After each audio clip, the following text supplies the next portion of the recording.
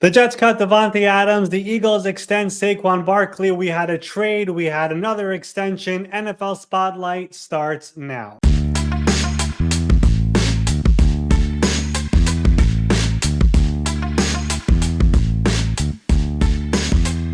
Welcome in. It is the Wednesday, March 5th edition of the NFL Spotlight Show. I am your host, Ari Meirov. We are now officially a week away from the official start of free agency. But of course, we all know by now, Monday is really the start of the NFL's legal tampering period, which is the real start of free agency. Everything becomes official on Wednesday of next week, which is a week from today. But the NFL, it never sleeps, it never stops. We had a lot of news go down here on Tuesday.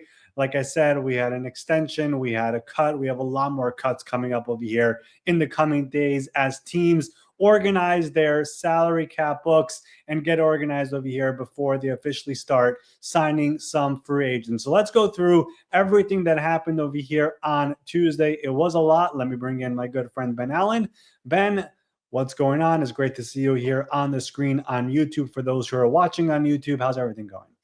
It's good. Yeah. Happy to be here on YouTube. Well, while the Eagles decided to cut James Bradbury and Darius Slay the last couple days, they also decided that 2 years left on Saquon Barkley's deal wasn't enough. It's been less than a year since he inked the deal with Philly, but on Tuesday it was announced that Barkley will be signing a 2-year, $41.2 million extension that will make him the first running back ever to make $20 million plus in a season. Why did the Eagles decide to do this now? There are many layers to this one. And like you said, they just signed him last offseason, less than a calendar year ago, to that 3-year deal. But we all saw what Saquon Barkley did this past year, 2,000 yards rushing, offensive player of the year, a big part of that team on the field, also off the field, in the locker room, en route to that Super Bowl. And really, this is just a copy of what the 49ers did last year with Christian McCaffrey, who also had 2 years remaining on his deal. And they gave him a new contract that was worth about $19 million per year after he was Offensive Player of the Year. So Saquon Barkley immediately, after just 1 year, outplayed his contract in Philadelphia, and they knew how valuable he was to that team. His salary cap number this year was going to be about $13 million. So this also helps lower that number over here this year. Now, the official numbers, it has not been processed yet in the NFLPA system, so I haven't seen the full contract yet. But what I imagine happened over here is that they added more guarantees to the final 2 years of his contract, likely also added some more dollars as well over here to those 2 years, and then added 2 more years on the back end as well. I'm not sure how much of all of that is going to be fully guaranteed, injury guaranteed. There's a lot of moving parts over here, but he's definitely getting more money over here, more years, and more guarantees on top of it for a player who definitely deserves it, and a person who is definitely going to be there for many years to come over here. So the Eagles, for years, we kept on saying they'll never pay a running back. That's just not true. They do pay running backs. They just got to be really, really, really special ones. And Saquon Barkley is really special on the field. He's also really special off the field and what he does in the locker room, the way he's humble, the way he's all about the team. There have been so many mic'd up videos from this past year where Nick Sirianni came over to him and was like, hey, you're like this many yards away from this record. Do you want to go back in there? And Saquon was like, no, let Kenny Gainwell go in the game. Let my brothers get in some touches as well. So he's all about the team. He's exactly the type of player you want in your locker room with an organization. It's still crazy he was let go in the first place, and the Eagles pounced on him, and of course we saw what happened this past year. So they extend him to get that deal done. Now, one more thing over here, there's going to be a ripple effect to this as well, because last year, Derrick Henry, for example, signed a 2-year deal up to $20 million. He has 1 year left. I think he's going to ask for a new deal. James Cook is eligible for an extension in Buffalo. He's been wanting a lot of money. He's going to point to this deal and say, I deserve to get something close to that. So the ripple effects of this happening after last year, where everyone was making fun of the running backs and saying they'll never get paid and it's easily replaceable, the running back market is definitely back over here after this deal. And we're going to see in the draft, Ben, Ashton Genty might go in the top 10 picks. The running back market, the running back landscape, it's far different than where it was a year ago. Yeah, absolutely. No kidding. Well, let's move forward here. The word of the day and maybe the last year for the Jets is backfired. The Jets on Tuesday cut Davante Adams just 140 days after acquiring him for a conditional third round pick, and when we saw him in the background of Aaron Rodgers' shot on Pat McAfee. This deal is going to go down as nothing but a disaster when we look back on it, right, Ari?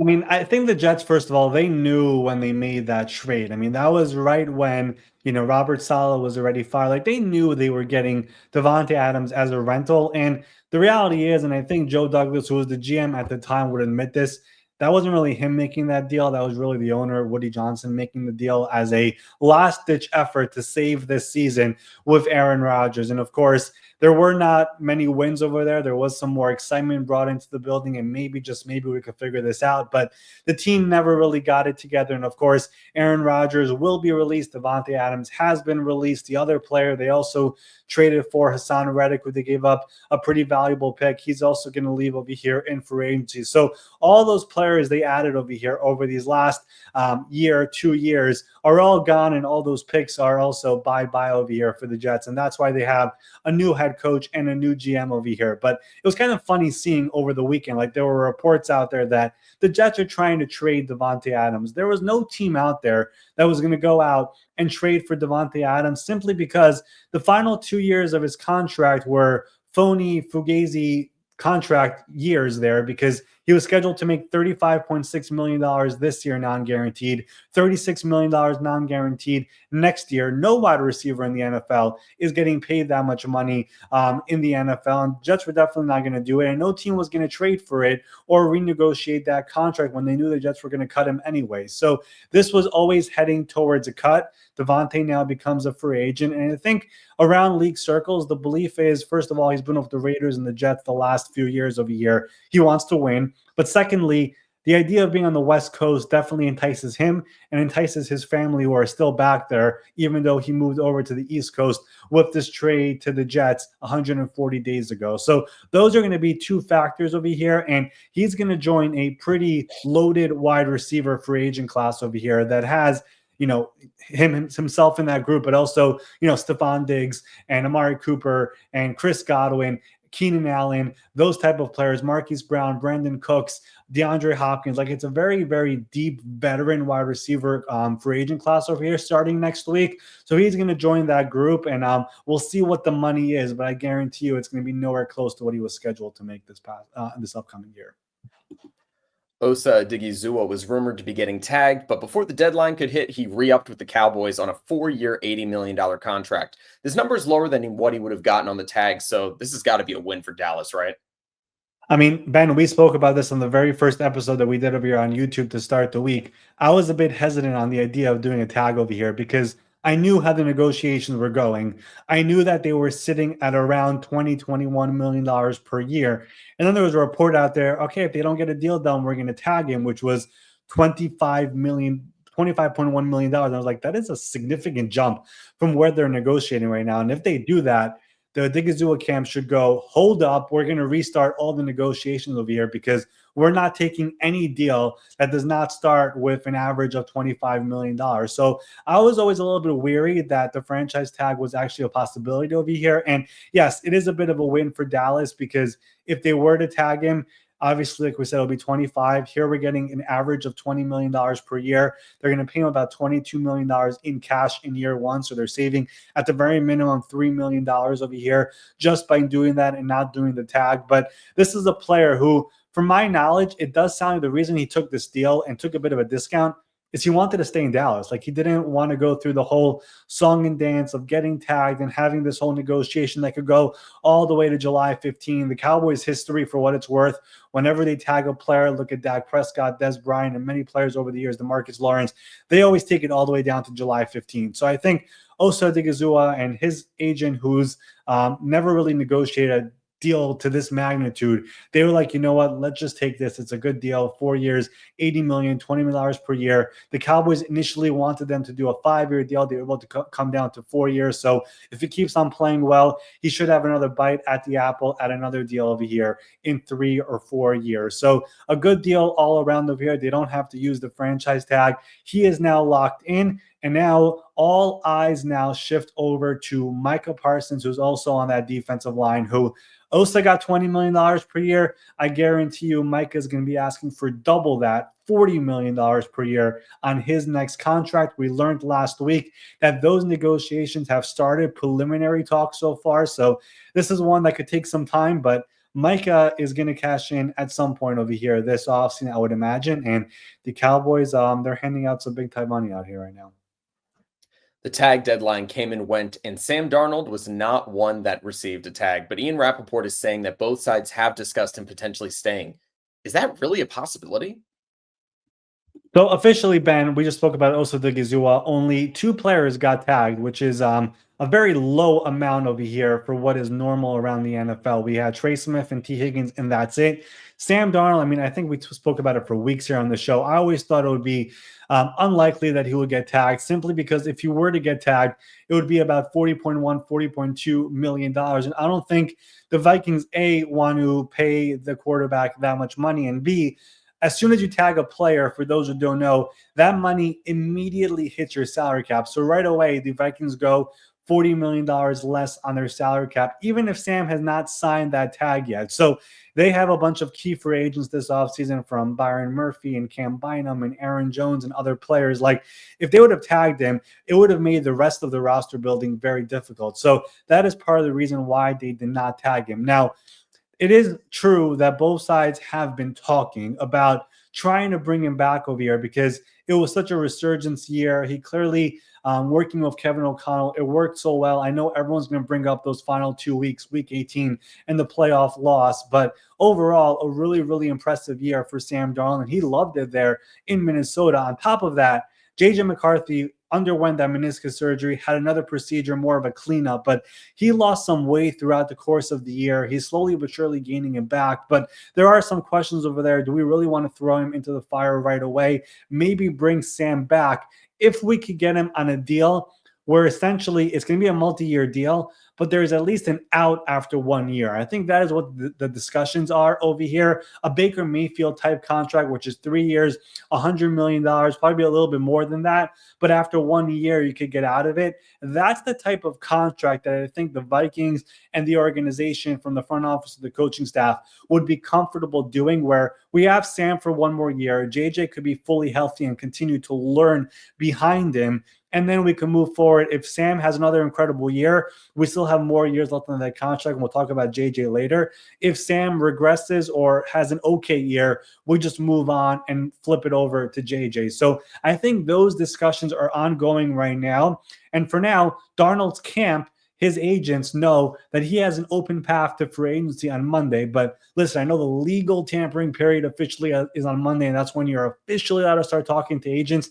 These people have been talking to people since the NFL Combine, to other teams, and trying to figure out what is behind door 2, what's behind door 3, which other teams will be interested, what would they offer. So if another team is out there and is like, hey, we'll give you 2 fully guaranteed years, Sam Darnold will strongly consider going to that team, whether it's the Raiders, the Steelers, the Giants, the Titans, whoever it is. But if they don't have that type of an offer and teams are a little bit scared off and think the Sam Darnold of the Jets and the Panthers is more real than the Sam Darnold of the Vikings from week 1 to 17, then maybe he just goes back to Minnesota on that type of a contract. So this one could go down to the wire. They're definitely still talking, but they're not going to sign him to this, 4-year, $120 million deal with $80 million fully guaranteed. That's not going to happen over here. But if he's going to do a Baker Mayfield type contract where they can maybe get out of it after 1 year, I think that is definitely a possibility over here. But the rest of the market will dictate that over here.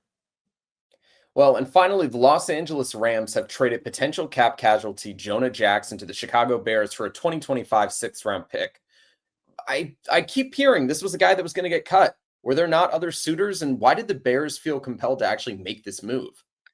So there's a couple things here. First of all, when we spoke about Jonah Jackson, when the news came out that he had permission to seek a trade, it wasn't really knowledge to me, but for whatever reason, I did mention the Bears as a team that could be interested in trading for him, just because Ben Johnson was his offensive coordinator in Detroit for 4 years when he was really good and made a Pro Bowl. So the Bears, everyone around the NFL knows they need interior offensive line help. So I thought it would have made sense that once the Rams cut him, which was going to happen, that they're just going to sign him, and it just makes a lot of sense. But the Bears say, forget about that. We're going to trade for him, and we're going to take on his entire contract and give up a 6th-round pick. And there's a few things here as to why that's happening. Number one, this is more of a indication of what this free agent class is as a whole. A lot of teams have money to spend. The free agent class, which we'll talk about over here on the episodes later in the week, it's a very, very weak class overall. There's not really many big names out there where teams are going to be out trying to spend big time money out there on these guys. So because of that, these teams have money to spend, but where are we spending it on? Everyone knows the Bears wanted to go and add interior offensive line help. Trey Smith was their number one target. He was franchise tagged. He's off the books.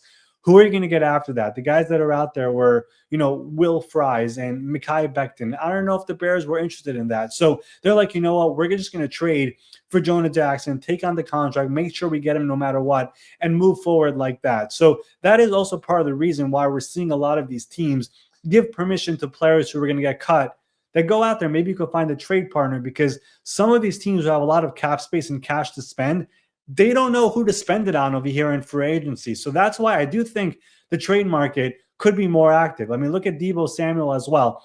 There weren't that many teams who were fully interested in him and were trying to trade for him, but the Texans were involved, the Broncos were involved, the Washington Commanders were very involved. People thought maybe he'll get cut, but they were like, no, we're going to go out and trade him because we have money to spend. We don't want to get some of those other guys in free agency. Let's just get him over here and do it like that. So this is a bit of an indication of what the free agent market is right now and how some of these guys are just not going to get paid the money that they thought because these teams don't see much value in them. So I think that is part of the reason of here. But the Chicago Bears, new head coach, Ben Johnson, it all starts up front. He knows that from his time in Detroit. Jonah Jackson, they needed interior help. He was in LA, played only 3 or 4 games, had an injury in training camp. They tried him out at center, didn't work, moved back to guard, didn't work. He ended up getting benched. It was a bit of a mess in his only year in LA. Gets a fresh start, back with Ben Johnson. Why let him go to the open market and maybe sign somewhere else? Let's just bring him in over here to Chicago safely with no problems. And that's what they did over here on Tuesday. Yeah, let's peel the curtain back for those watching on YouTube here for a moment. You guys have seen a lot of different pictures popping up here. Jonah played in so few of games with the Rams that there literally were no photos that I could fit into that spot. So if you're watching here on YouTube, that's the thing you get. You get cutouts of players that have enough pictures available to be able to use there. So if you're listening, great. Go to YouTube, hit subscribe, comment, hit the bell for notifications. Leave a comment. Tell people, other people and Ari how much you like his hair. I don't know what it is. Just tell people those things. And that's all I got for you, Ari. Make sure you hit subscribe. Hit that subscribe button. Make Ben happy. I don't have to get like 800 messages every day telling everyone to subscribe. Just do it for me already, and we could all be very happy, and that would be great. But that would do it here for our Wednesday, March 5 edition of the NFL Spotlight Show. If you're not seeing our special Spotlight guest of the week, we had LA Rams guard Kevin Dotson on the show yesterday. If you have not seen or heard that, go back one episode, check it out on YouTube, my X page, your favorite podcast platforms, wherever it is. A really, really fun interview of one of the most underrated guards in the NFL. And we will be back here tomorrow morning once again. We'll talk a little bit more in depth of the upcoming free agent class, which again officially kicks off on Monday. We're going to do a bit of a deep dive into some of the positions and the players and who might get more money than you would expect. We'll do that full deep dive coming up over here tomorrow on the show. We will see you then.